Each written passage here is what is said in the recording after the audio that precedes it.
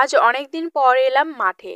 তো তাই তো অনেকটাই ভালো লাগছে। আর কি দারুণ রোদ দিয়েছে। বাড়িতে তো এরকম রোদই নেই। আর দেখো মাঠে এত সুন্দর রোদ যে কি ভালো লাগছিল কি আর বলবো। তো এদিকে দেখো ওয়েদারটা খুব সুন্দর তোমাদের সঙ্গে শেয়ার করলাম। আর এদিকে দেখো এখনো কিন্তু শস্য আছে। আর এদিকে আমাদের ছাগলগুলোও কিন্তু মাঠে নিয়ে আসা হয়েছে। ওরা দেখো কি সুন্দর ঘাস খাচ্ছে। আর এদিকে তো ছেলে খুশি হয়ে একদম দারুণ ঘুরে বেড়াচ্ছিল। শুধু দৌড়ে বেড়াচ্ছে। ওদের স্কুলে খেলা হচ্ছে, ওদের তো নার্সারির কোনো বাচ্চাদের নেয়নি খেলার মধ্যে।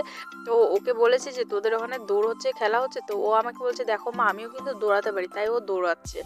আর দেখো এখানকার ফুলগুলো কি যে সুন্দর লাগছে। আগের যে একবার এসেছিলাম তখন কিন্তু শস্যগুলো এতটাও কালার ছিল না, আর এই শস্য ফুলগুলো দেখো কি সুন্দর একদম কালার হয়েছে হলুদ। তারপরে এদিকে দেখো ছাগলগুলো একদম খালি ওই মাঠের দিকে যাচ্ছিল, লোকের জমির দিকে। তো তার জন্য ওদেরকে একটু তাড়াই দিচ্ছিলাম। এদিকে যে দেখো আমি যাচ্ছি। আর কি বলতো আমাদের এখানে না হচ্ছে জমি আছে, এখানে অনেক কিছু লাগিয়েছে। আর জানো বন্ধুরা মানুষের এত অত্যাচার কি বলবো। বাবারা যত টাইম থাকছে তত টাইম ঠিক থাকছে, যেই থাকছে না তখনই মূলা বা অন্য কিছু আলু আলু এখনো হয়নি সেগুলো তুলে তুলে সবাই খাওয়া শুরু করে দিয়েছে। তো কি আর বলবো, সবার একটু বোঝা উচিত, কারণ অনেক কষ্ট করে এগুলো লাগানো হচ্ছে। তো যাই হোক, তারপর দিকে ছেলে আর আমি তো অনেকক্ষণ এখানে বসেছিলাম। তারপরে এই দেখো ছেলে আর আমি যাচ্ছি, আর দেখো শস্য ক্ষেতটা কত সুন্দর। আর বাবারা ওদিকে কিন্তু কাজ করছিল, আলুর জমিতে হচ্ছে জল দিচ্ছিল। তো আমি একটু পর জল দেবো, এখন মায়েরা জল দিচ্ছে। আর দেখো চারিদিকটা তোমাদের সঙ্গে ভালো করে শেয়ার করছিলাম, অনেক দিন পর কিন্তু এসেছি। তো এখন কিন্তু 12টার মতো বাজে, আমরা এসেছি মাঠে। এখানে এসে অনেক কয়টা ভিডিও করলাম, রিলস করলাম, এই করতে করতে অনেক দেরি হয়ে গেছিলো। আর ছেলে চলে এসেছিলো বাবার সঙ্গে। ছেলের কিন্তু শরীরটা ভালো ছিল না, ওর জ্বর এসেছিল, আজকে একটু সুস্থ আছে। আর এখানে দেখো পুকুরটা কিন্তু একদম ভরে গেছে জলে, আগে কিন্তু এতটা জল ছিল না। আর এর আগের বার এসেছিলাম বোর পাড়তে, তো সেই টাইমে কিন্তু জল অনেক কম ছিল। এইবার আবার দেখছি বোরের গাছ পর্যন্ত জল, জানি না এবার বোর পাড়তে পারবো কিনা। তো এইদিকে দেখো যে আমাদের শস্যগুলো কিন্তু হয়ে গেছে, আর কিছুদিন পরে কাটতে হবে। আর এখানে দেখো একটা শস্য ফুল মানে থোপ হয়েছে কত বড়। আর এখানে কি কি লাগানো হয়েছে চলো তোমাদের সাথে শেয়ার করি। এখানে দেখো ফুলকপি লাগানো হয়েছে, ফুলকপিগুলো এখনো হয়নি। তারপরে যে মূলো লাগানো হয়েছে, আর এখানে কিছু ধইনা পাতা ফেলানো হয়েছে। তো ধইনা পাতাগুলো ভালো হয়নি, কয়েকটা হয়েছে। আমরা ধইনা পাতা কিনে কিনেই খাই। আর এখানেও হচ্ছে আলুগুলো লাগিয়েছে, আলুগুলো তুলে তুলে সবাই খেয়ে নিচ্ছে, মূলোগুলোও তুলে তুলে খেয়ে নিচ্ছে। তো বাড়িতে যাওয়ার টাইমে ভাবছি কয়েকটা মূলা তুলে নিয়ে যাব খাওয়ার জন্য। তো এদিকে দেখো কি সুন্দর হয়েছে না আলুর গাছগুলো, দারুণ হয়েছে। আর ওই দেখো ওই শেষ পর্যন্ত যতদূর দেখা যাচ্ছে সব আমাদেরই হচ্ছে জমির এগুলো লাগানো। আর এখানে দেখো বোন আর বাবা মা মিলে এখানে হচ্ছে আলুর শৈলাতে হচ্ছে জল দিচ্ছে। তো এই দেখো অনেক কয় বালতি, কিন্তু একটা আলের মধ্যে 18 বালতি করে জল লাগছে। তো এই যে বাবা আর মা না প্রচণ্ড হাসাহাসি করছে, করছে তোরা এগুলো কি করছিস, ভিডিও করছিস কেন, এরকম করে বলছে।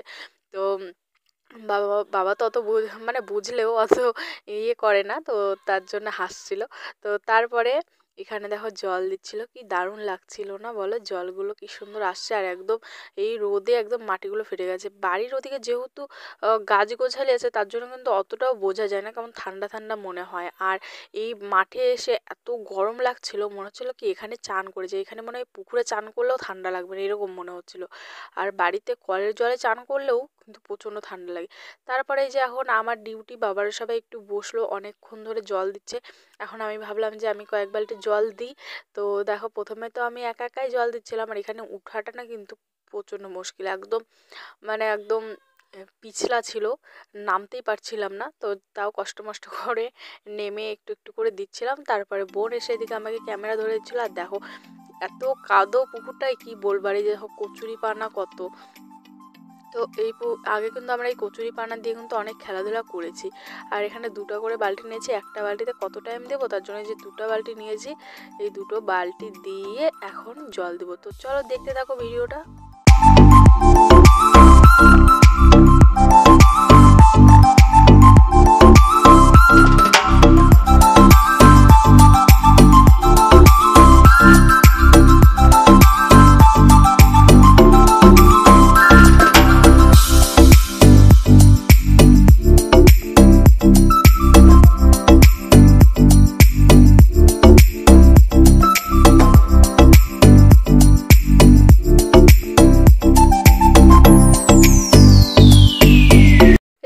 জল দেওয়া কমপ্লিট হয়ে গেল, এখন যাব বাড়ির দিকে। আর এই যে ছেলে আর আমি এখন বাড়ির দিকে রাস্তা দিয়েছি, আর মায়েরা কিন্তু ওদিকে এখনও কাজ করছে। আমি ওদিকে গিয়ে একটু বসবো, বোন মা বাবা সবাই যাব, একসাথেই যাব।